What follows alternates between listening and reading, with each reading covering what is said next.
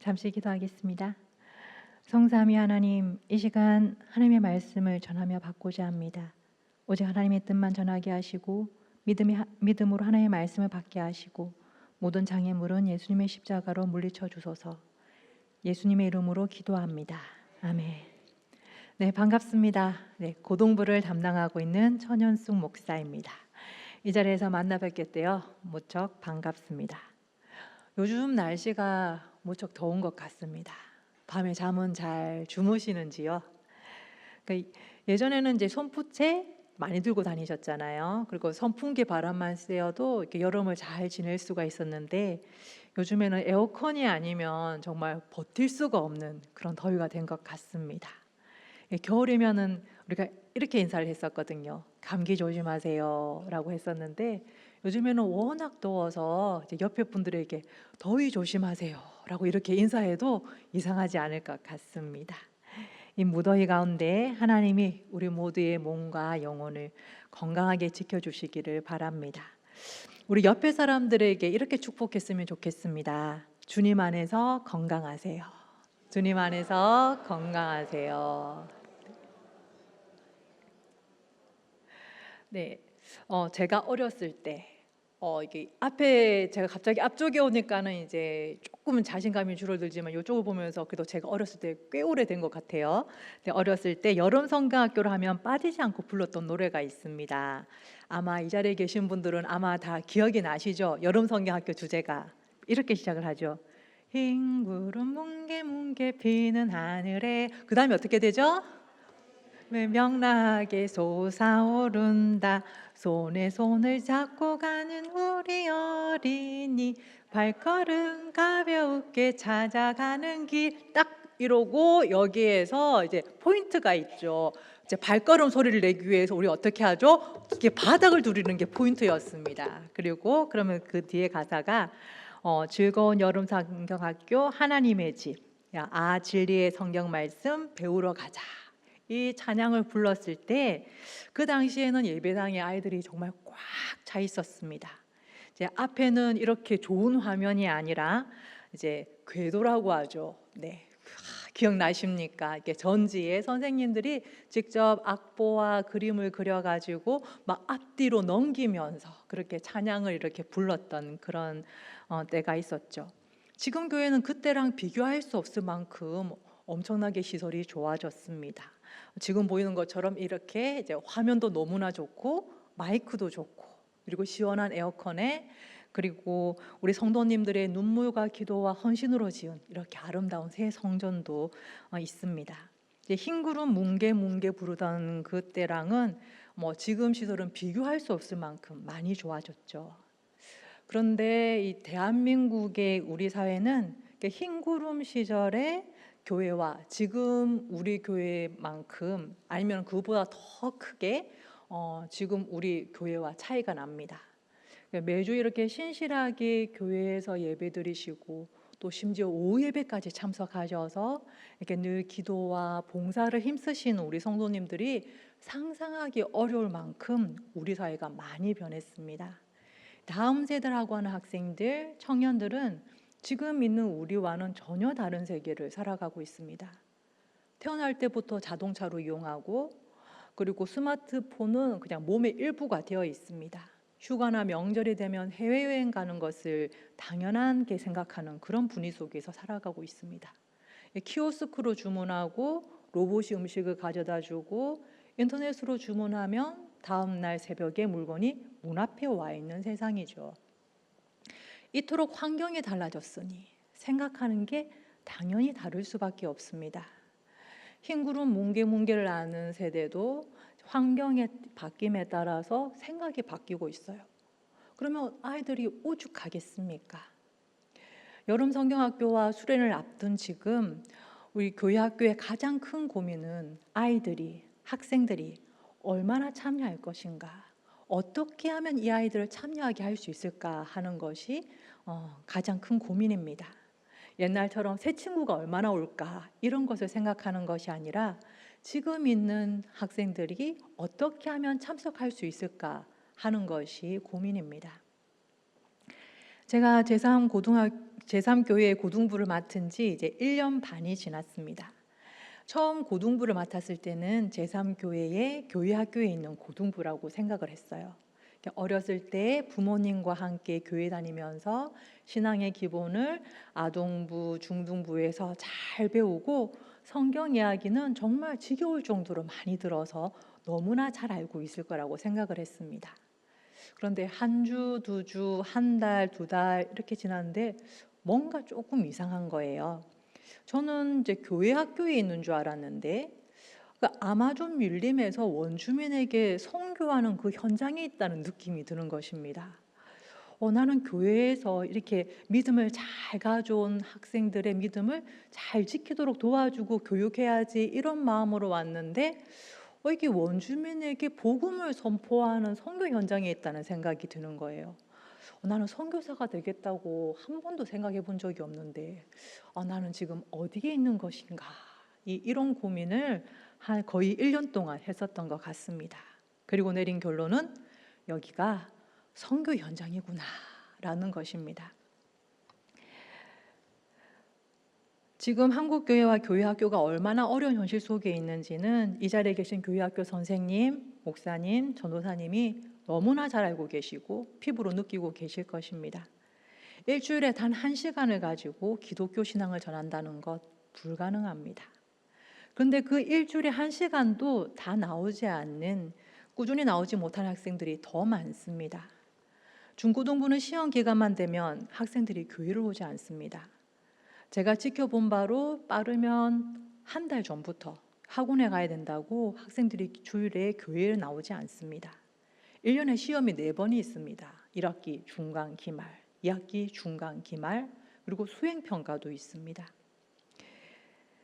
일주일에 1시간밖에 만나지 않는 교회 선생님이 시험 기간에 왜 교회 안 오냐, 꼭 교회 먼저 와야 된다, 학원 안 가고 교회 와야지 라고 강하게 말하기가 굉장히 어려운 현실이 되었습니다.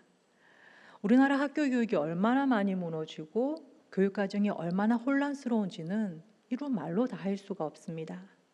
그 혼란 속에서 상위 4%, 상위 10%에 들기 위해서 남보다 한 발짝이라도 앞서가기 위해서 선행학습이 점점 일찍 시작되고 있습니다.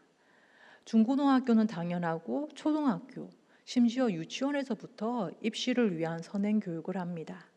이것은 대치동의 몇몇 극성스러운 예수님을 믿지 않는 부모님의 이야기가 아닙니다. 교회에서 학원과 입시가 하나님과 믿음을 추월한 지 이미 오래되었습니다. 우리 모두 그것을 알고 있습니다. 교회 학교에서 일주일에 한 번 예배 드리는 것만으로, 일주일에 한 번 반별 모임하고 카톡 신방하는 것으로는 결코 뒤집을 수 없는 흐름입니다. 학생들의 첫 번째 교사이신 부모님이 가정에서 끊임없이 하나님을 가르치지 않고서는 안 됩니다. 어렸을 때부터 기도하는 것, 예배하는 것을 가정에서 끊임없이 가르쳐야 합니다. 학원에서 오라고 하더라도, 다른 학부모님들이 뭐라고 하더라도, 아이가 불안해서 학원에 가겠다고 해도 성적이 떨어지더라도, 원하는 대학에 못 간다 하더라도 먼저 예배드리고 하나님께 너의 미래를 맡겨야 한다라고 말해주어야 합니다. 대학보다 하나님이 중요하고 1등급보다 믿음이 우선이라고 진지하게 가르쳐야 합니다. 제가 막 20살이 되었을 때 저희 교회에서 운영하는 어린이집이 있었습니다. 그때 어린이집에서 여름방학 1달 동안 이제 알바를 해보지 않겠냐고 이렇게 제의가 왔습니다. 이게 뭘 하냐 했더니 하루에 5시간 아이들과 놀아주면 된다는 것이었습니다. 저는 가벼운 마음으로 흔쾌히 승낙을 했죠. 첫째 날에는 아주 신나게 이제 아이들을 이제 막 들었다 내렸다 안아주고 술래잡기 하고 볼풀장에 들어가서 같이 공을 던지면서 놀았습니다. 시간이 무척 빠르게 지나갔습니다. 그런데 그 다음 날 이렇게 되니까 시간이 잘 안 가기 시작했습니다. 5시간이 무척 길게 느껴지고 이제 볼풀장 밖에 서서 이제 공을 이렇게 애들에게 서서 이렇게 던져주기 시작했습니다. 한 열흘쯤 지나니까 어린이집 가는 발걸음이 힘들어지고 그만둔다고 할까 고민이 생기기 시작했습니다. 그리고 왜 어린이집 선생님들의 얼굴이 늘 피곤한지 아주 잘 이해할 수 있었습니다. 하물며 24시간 어디로 튈지 알 수 없는 어린 자녀를 살피는 것만 해도 힘든데 제멋대로 하겠다는 것을 말리기만 해도 진이 다 빠지는데 거기다 기도를 가르치고 하나님을 가르치는 게 얼마나 어려운 일이겠습니까? 10살만 넘으면 이제는 사춘기인가 싶을 정도로 대화가 안 통하기 시작하죠. 부모로서의 권위가 통하지도 않고 자녀들이 교회에 가기 싫다고 생떼를 쓰면 달래고 어르고 거래를 하고 딜을 하는 것도 한계가 있습니다.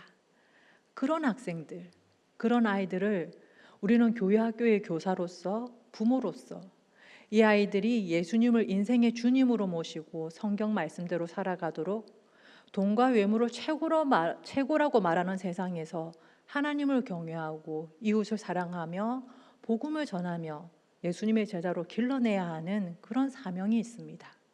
어떻게 이 사명을 감당할 수 있을까요?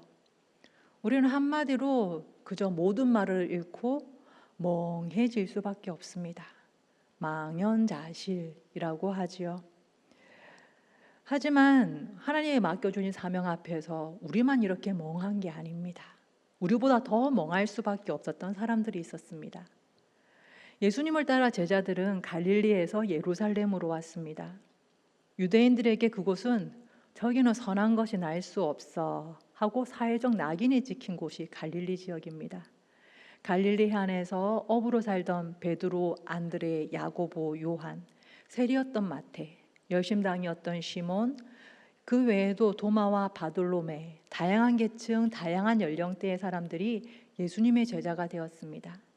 이들은 예수님이 곧 유대 민족을 저 로마에서 해방시켜 주실 것이다, 그런 믿음과 희망을 가지고 무작정 예수님을 따라 예루살렘에 왔습니다. 그런데 예루살렘에 온 지 5일 만에 예수님이 십자가에서 돌아가셨어요. 물론 부활절 아침에 예수님이 부활하신 모습으로 나타나셨지만 항상 함께 계시는 게 아니었습니다. 갑자기 나타났다가 갑자기 사라지셨습니다. 그렇게 40일이 지났을 때 예수님은 감람산에서 제자들에게 이렇게 당부하십니다. 예루살렘을 떠나지 말고 기다려라. 얼마 지나지 않아서 너희는 성령으로 세례를 받을 것이다. 그래서 제자들이 묻습니다. 예수님, 이제 이스라엘 민족을 저 로마에서 회복시켜 주시겠습니까? 그러자 예수님은 이렇게 대답하죠. 오늘의 본문 7절과 8절 말씀입니다. 우리 함께 읽어볼까요? 사도행전 1장 7절과 8절 말씀입니다. 이르시되 때와 시기는 아버지께서 자기의 권한에 두셨으니 너희가 알 바 아니요 오직 성령이 너희에게 임하시면 너희가 권능을 받고 예루살렘과 온 유대와 사마리아와 땅끝까지 이르러 내 증인이 되리라 하시니라.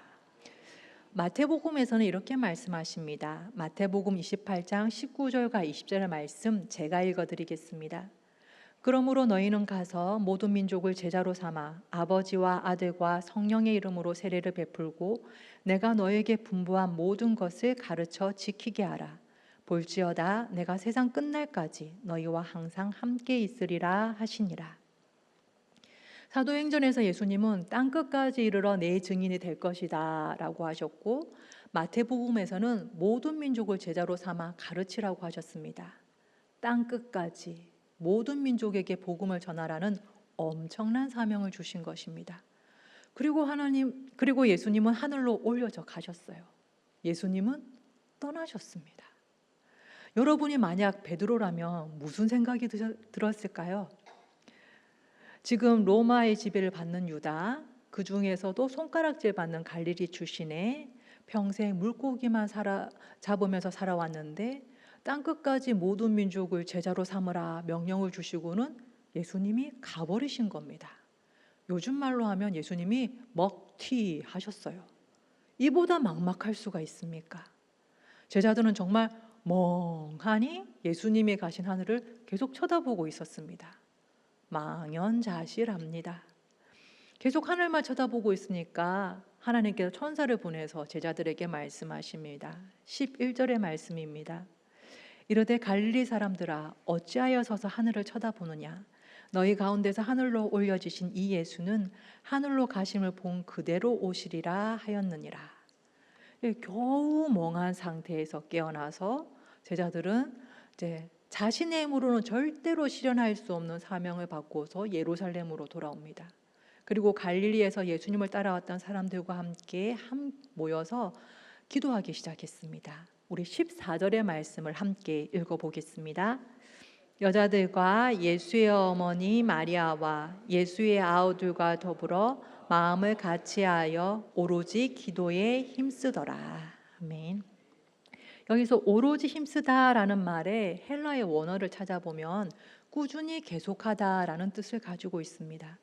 예수님의 제자들은 모두 한 마음으로 꾸준히 기도를 계속하면서 예루살렘에 머물렀습니다. 그리고 열흘이 지나서 오순절이 되었을 때 이들은 성령 강림을 체험하게 됩니다. 제자들의 외적인 조건은 하나도 안 바뀌었어요. 출신지도 학력도 외모도 전혀 바뀌지 않았습니다. 안 배웠던 헬라어를 줄줄 읽거나 쓰는 능력이 생기지도 않았습니다.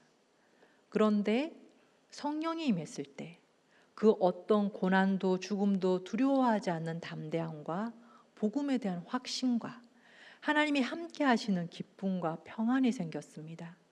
하나님의 뜻이라면 병이 치유되고 귀신이 떠나고 죽은 자가 살아나기도 했습니다. 이것은 사람의 힘과 노력으로 얻을 수 없는 오직 하나님만이 주실 수 있는 권능입니다. 예수님의 제자들은 땅끝까지 모든 민족에게 복음을 전하게 됩니다. 전승에 의하면 베드로는 로마에서, 도마는 인도에서, 마태는 에티오피아에서, 열심당 시몬은 페르시아에서, 바돌로메는 아르메니아에서 복음을 전하다가 순교를 합니다. 우리가 살아가는 세상이 만만하지 않습니다. 과학으로 모든 현상을 설명할 수 있으니 신은 없는 것이라고 공공연히 말하고 학교에서 가르칩니다. 학교에서 교회 다닌다, 예수님을 믿는 사람이다 라고 밝히면 맨 이거를 커밍아웃이라고 합니다.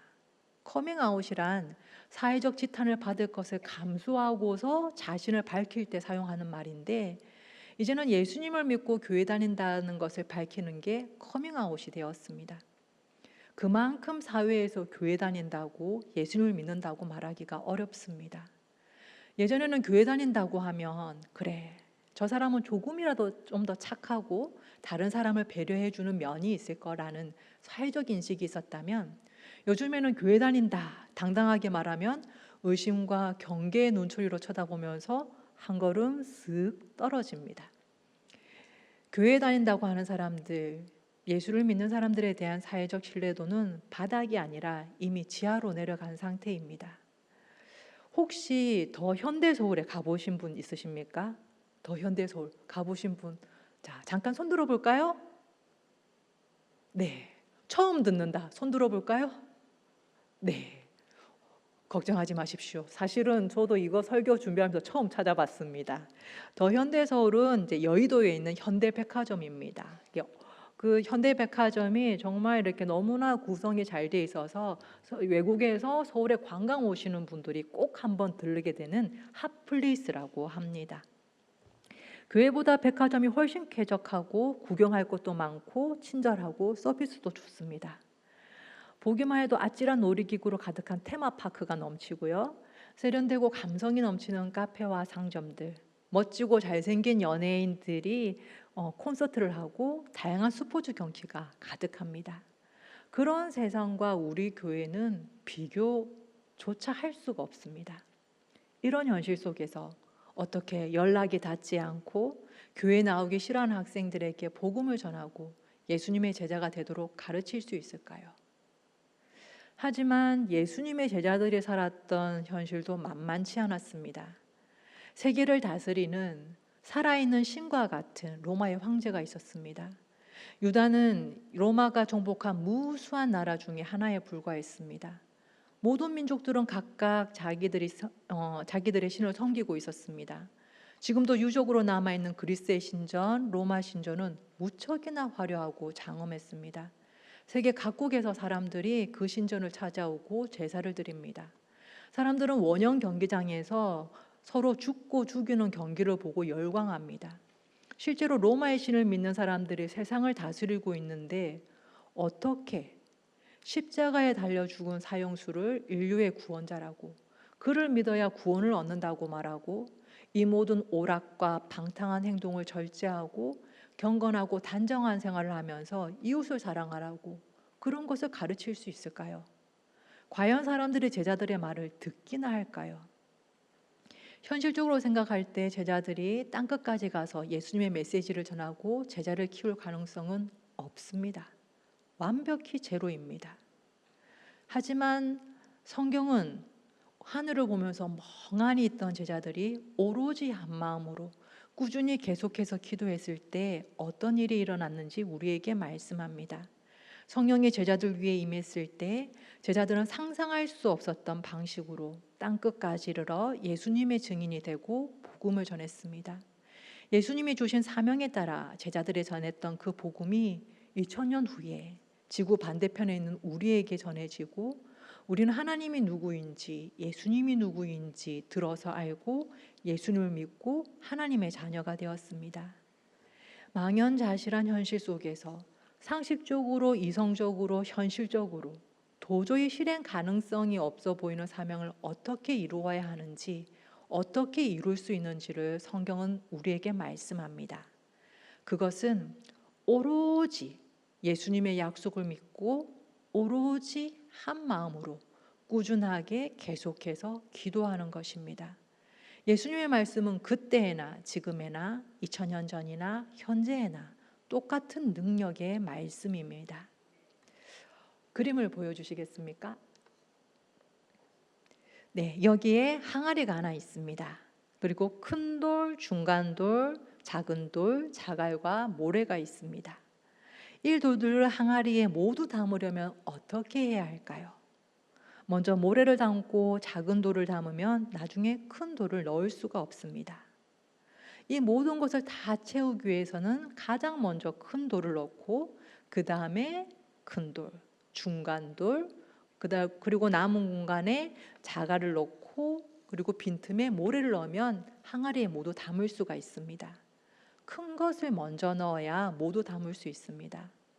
항아리를 우리의 마음, 우리의 삶이라고 한다면 가장 큰 돌은 무엇일까요? 신앙이죠. 믿음입니다. 믿음이라는 큰 돌을 가장 먼저 항아리에 담지 않으면 나중에는 넣을 수 없습니다. 하지만 믿음이라는 큰 돌을 가장 먼저 담으면 나중에 그보다 작은 돌들, 자녀, 입시, 성적, 여행, 오락, 그 외의 모든 다른 것들을 함께 담을 수가 있습니다. 이미 우리의 삶에 우리 학생들과 우리 자녀들의 마음속에 작은 돌, 자갈, 모래들이 먼저 담겨 있어서 큰 돌이 항아리 밖에 있다면 어떻게 해야 할까요?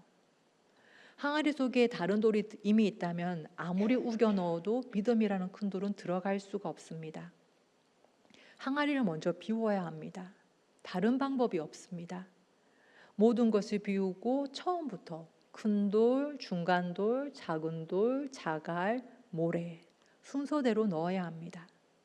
이 외에 다른 방법은 없습니다.